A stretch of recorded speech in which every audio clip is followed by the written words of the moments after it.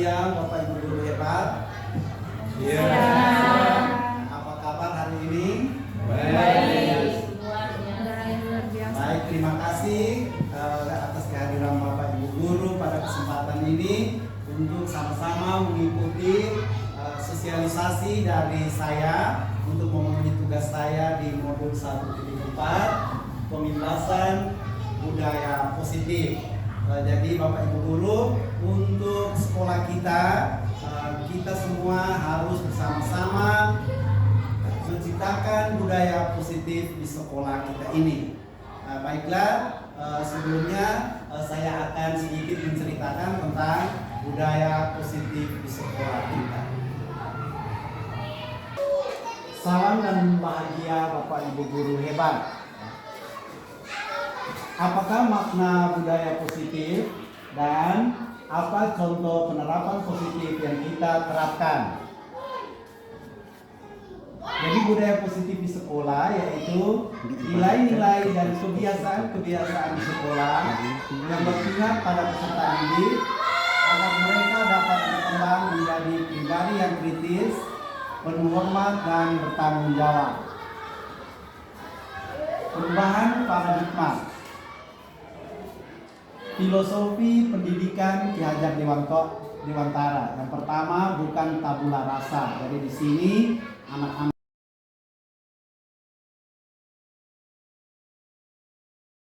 tetapi anak-anak itu mempunyai bakat, minat, dan potensi yang sudah ada, tinggal kita mengembangkannya. Yang kedua, semua anak terlahir dengan bakatnya masing-masing atau bakat yang unik. Ada budi pekerti, kemudian tugas guru tinggal menuntun bakat tersebut agar anak tumbuh dengan selamat dan bahagia. Guru ibarat petani, jadi kita harus menyiapkan lahan, kemudian kita akan menyemaikan biji dan kita menyirami sehingga tunas itu tumbuh dengan baik. Ya, diibaratkan seperti biji jagung. Kemudian kodrat alam dan kodrat zaman sudah dimiliki oleh anak-anak. Jadi kodrat alam itu anak-anak sesuai dengan lingkungan di sekitarnya, dan kodrat zaman berarti sesuai dengan perkembangan zaman saat ini, di mana zaman teknologi. Kita guru juga harus menyesuaikan dengan perkembangan teknologi dalam pembelajaran kita di kelas kita. Yang berikut, pembelajaran kita harus berpihak pada anak. Perubahan paradigma yang berikut adalah untuk membangun budaya yang positif, sekolah perlu menyediakan lingkungan yang positif, aman dan nyaman, agar murid-murid mampu berpikir, bertindak, dan mencipta dengan merdeka, mandiri, dan bertanggung jawab. Lazimnya disiplin dikaitkan dengan kontrol. Dalam hal ini kontrol guru dalam menghadapi murid. Mungkin Bapak Ibu guru dalam pemaparan ini mungkin ada sedikit bertanya atau ada masukan, saya persilakan. Ada masukan atau tidak, kita lanjut ya. Mungkin nanti sebentar akhir baru kita Bapak Ibu guru boleh kasih masukan. Yang berikut, ilusi guru mengontrol murid. Ilusi bahwa kritik dan membuat orang merasa bersalah dapat menguatkan karakter. Ilusi bahwa semua penguatan positif efektif dan bermanfaat. Ilusi bahwa orang dewasa memiliki hak untuk memaksa. Jadi di sini mungkin ada pengalaman-pengalaman Bapak Ibu guru yang berkaitan dengan bagaimana mengontrol murid, bagaimana kritik ketika membuat orang merasa bersalah, apakah kritik juga bisa menguatkan karakter seseorang. Kemudian ada pengalaman bagaimana penguatan positif, efektif dan bermanfaat bagi anak atau peserta didik kita. Kemudian pengalaman kita juga bahwa orang dewasa memiliki hak untuk memaksa. Bisa untuk memaksa, bisa juga untuk membantu menguatkan karakter anak didik. Di sini ada perubahan paradigma, ada stimulus respon. Nanti bisa Bapak Ibu guru lihat di sini. Nanti boleh kasih masukannya di sini.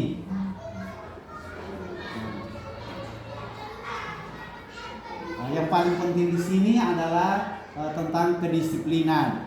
Jadi kita harus tahu apa makna disiplin itu.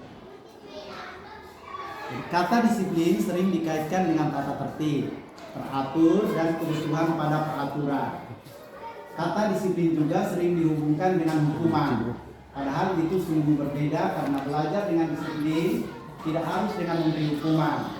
Justru itu adalah salah satu alternatif terakhir dan kalau perlu tidak digunakan sama sekali.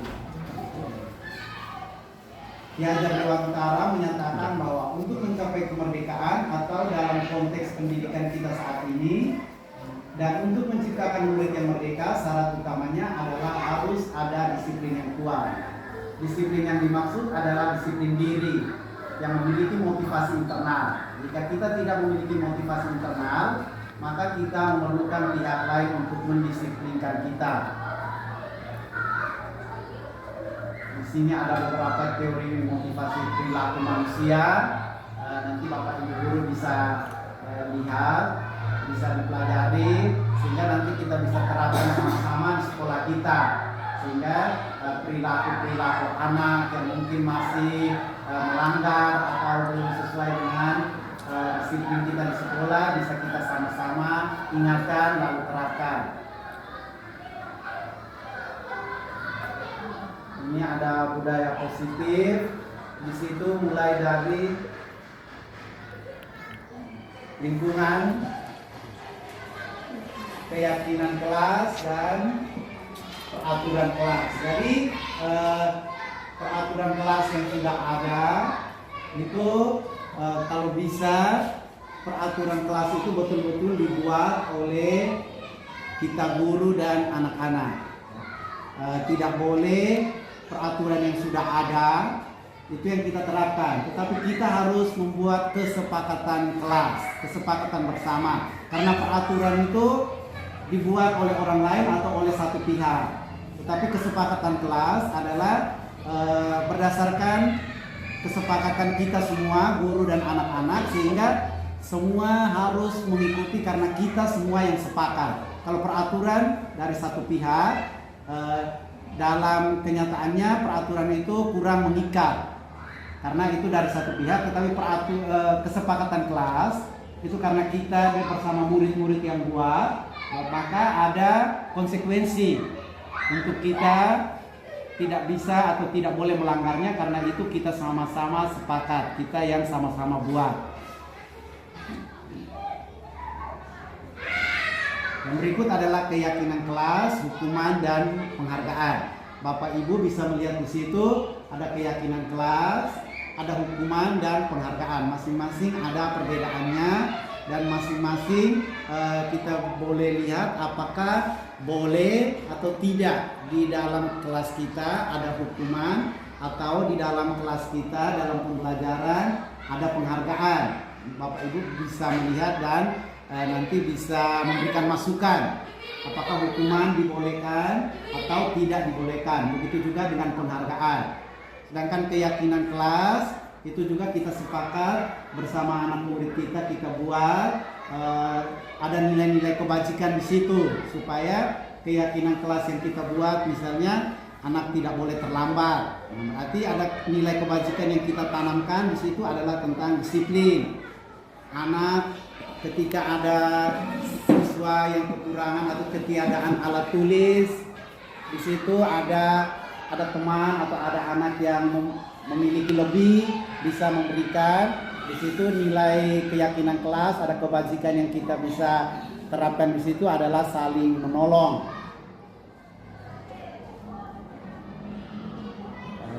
Ini ada pengertian keyakinan kelas, Bapak Ibu bisa melihatnya. Jadi keyakinan kelas itu adalah nilai-nilai kebajikan atau prinsip-prinsip universal yang disepakati bersama secara universal, lepas dari latar belakang suatu negara, bahasa maupun agama.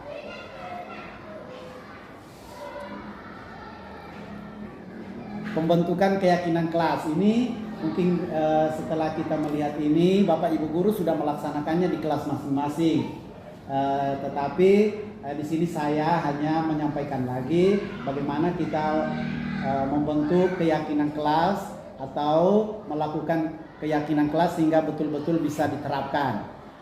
Pengalaman yang Bapak Ibu sudah buat, ya, itu bisa menjadi gambaran, atau di sini saya tambahkan lagi tentang pembentukan keyakinan kelas. Bisa Bapak Ibu lihat. Nah, di sini juga ada peraturan dan keyakinan kelas dan kebajikan yang dituju. Boleh dilihat dulu. Oke, kita lanjut. Ini ada contoh penerapan membuat keyakinan kelas. Jadi kita bisa bersama-sama dengan anak membuat keyakinan kelas. Jadi tidak boleh Bapak Ibu guru yang memaksakan atau memberikan ide saja. Anak-anak juga harus memberikan ide. Kemudian anak-anak diminta untuk menempelkannya di kertas, lalu kita ditempelkan di dinding. Lalu kita sepakat bersama, kita tawarkan kepada anak apakah mereka setuju dengan kesepakatan ini, boleh dijadikan keyakinan kelas. Setelah itu anak-anak menempelkannya sebagai keyakinan kelas. Kalau mereka semua setuju, boleh ditandatangani sehingga setiap kita yang ada di kelas betul-betul mengikuti keyakinan kelas.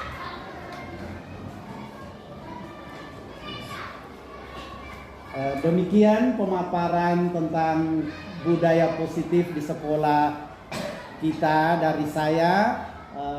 Mungkin Bapak Ibu guru ada masukan, Bapak Ibu guru ada saran, saya persilakan.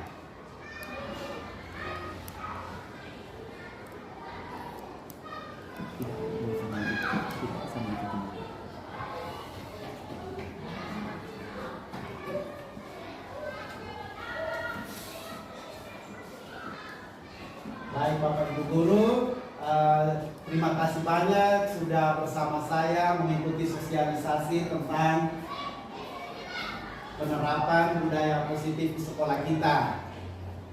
Ini merupakan salah satu tugas dari kami sebagai calon guru penggerak untuk menerapkan budaya positif di sekolah kita. Terima kasih atas kehadirannya. Selamat siang untuk kita semua. Terima kasih banyak.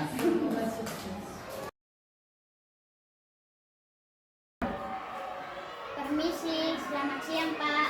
Selamat siang anak, mari silakan masuk. Silakan duduk.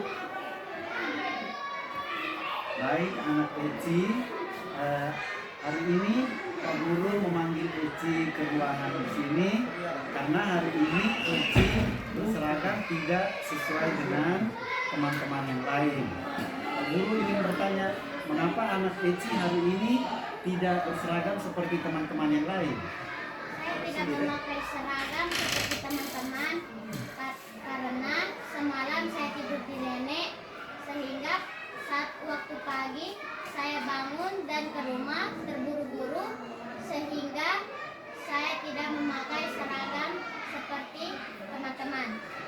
Oke, baik. Ini Bapak Guru sudah tahu alasan kenapa Eci tidak berseragam seperti teman-teman. Tapi anak Eci tahu kalau ketentuan berpakaian seragam di sekolah kita setiap hari Senin kita harus berseragam apa? Ya, saya tahu setiap hari Senin anak-anak harus memakai seragam merah putih. Oke, jadi sesungguhnya Eci pelanggaran ini bukan karena disengaja, tetapi karena ada alasan karena tidur di rumah nenek. Jadi apakah Eci bisa bersedia berjanji untuk tidak mengulangi lagi? Ya.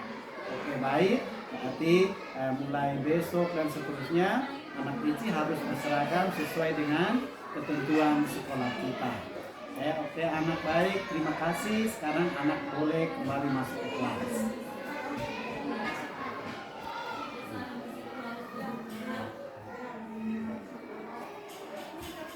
Ini Doni Pak Guru panggil ke ruangan ini karena ada pengaduan dari teman-teman. Tadi dalam permainan Doni sudah mengeluarkan kata-kata kasar dan memaki teman ketika bermain bola. Bapak mau tahu kenapa tadi Doni memaki-maki dan berkata kasar kepada teman? Saya berkata kasar dan memaki teman gara-gara pas jam istirahat saya bermain bola dan tim saya kalah dan tim lain mengolok tim kami dan sampai saya emosi. Oh iya, Bapak sudah tahu Doni maki-maki dan berkata kasar karena teman-teman mengolok dan Doni emosi. Oke, jadi setiap kali kita bermain itu kita harus siap menerima kekalahan dan tidak boleh mengeluarkan kata-kata kasar dan maki karena itu tidak baik. Apakah Doni tahu itu suatu kesalahan? Nah, Doni tahu itu suatu kesalahan. Apakah Doni bersedia untuk kedepannya ketika bermain bola tidak lagi mengeluarkan kata-kata kasar sampai maki? Saya tidak akan mengeluarkan kata-kata kasar kepada teman-teman saya lagi. Baik, oke. Berarti Doni sudah tahu Doni punya kesalahan dan semoga kedepannya Doni tidak boleh lagi mengeluarkan kata-kata kasar dan memaki teman. Oke, baik. Sekarang Doni sudah bisa kembali ke kelas. Saya Teresia Latifa Mau, siswa kelas 5B SDK Lafet Vera. Hari ini saya telah memakai seragam tidak sesuai dengan ketentuan sekolah. Saya berjanji agar kedepannya saya memakai seragam sesuai dengan ketentuan sekolah.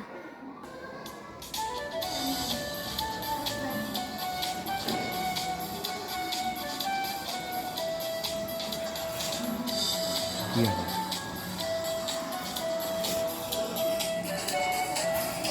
Dan tertawa.